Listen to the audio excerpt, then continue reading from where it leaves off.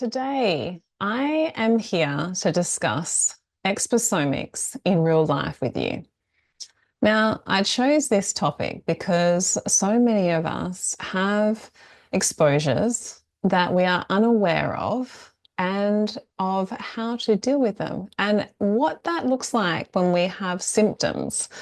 So, I see this in clinic every day. We talk about it in a whole module at Home Hope. And really, we need to look at it in sections and see where our symptoms fit with the picture. Symptoms like fatigue, brain fog, mood swings, gut issues, we have all of these as quite common appearances in our health issues on a daily basis.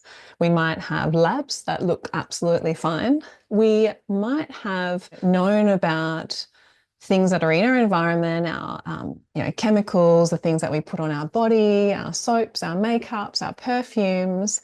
And yes, these are all our exposome.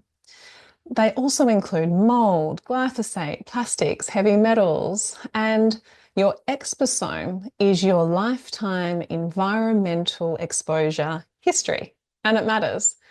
And so, as practitioners or as those that are really just wanting to get health optimized, it's really important that we look at a long list and have a bit of a cued look at what we are being exposed to so we know how. And I always tell my clients this, we always know how then to empty the cup. We don't want our cup overflowing full of exposome issues or toxicants. So then we don't have room to buffer.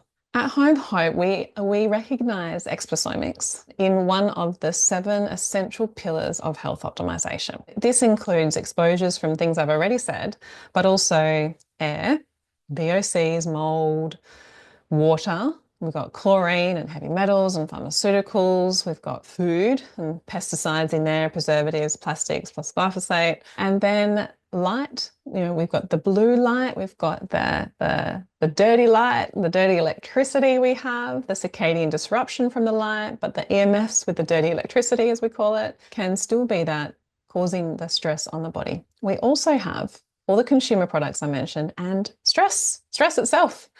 So these exposures affect our biology, your mitochondria, your hormones, your immune system, and your detox pathways. So what's to know? What do we need to know?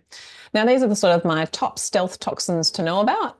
And these are the things that you can be aware of, look out for, and try and remove or reduce your exposure.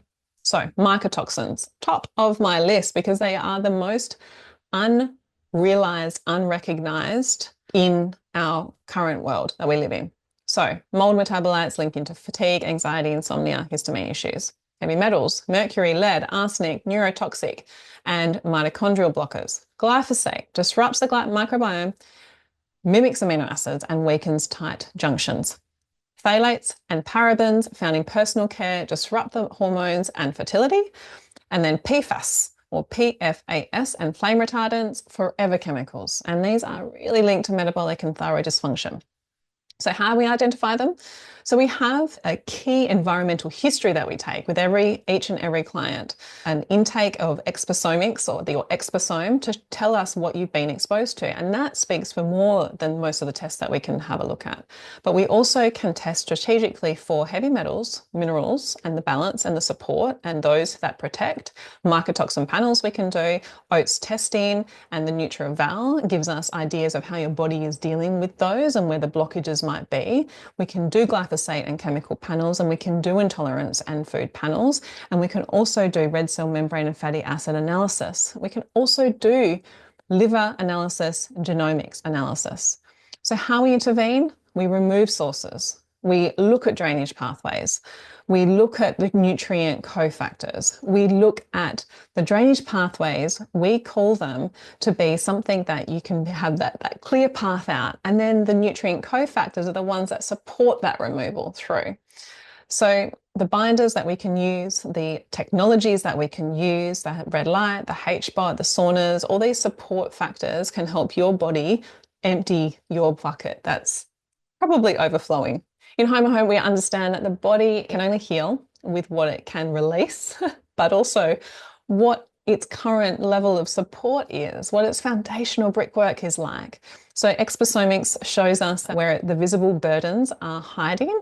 And so if your symptoms aren't shifting, or if your client's symptoms aren't shifting, what haven't I tested? You have to ask. And what is the toxic load?